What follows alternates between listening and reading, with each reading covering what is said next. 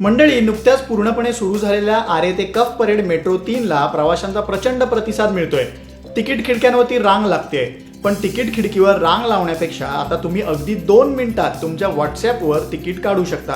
आता ते कसं काढायचं हे जाणून घेऊयात.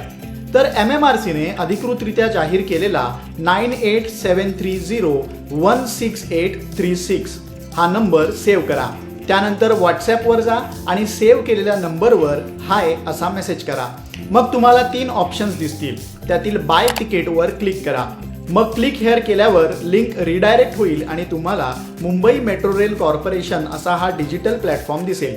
यात सोर्सवरती तुम्ही कोणत्या स्थानकातून प्रवास करताय ते स्थानक निवडा. जसं की आम्ही इथं दादर मेट्रो स्थानक निवडलं. मग बाजूलाच असलेल्या डेस्टिनेशन ऑप्शनमध्ये जिथं जायचंय ते स्थानक निवडा.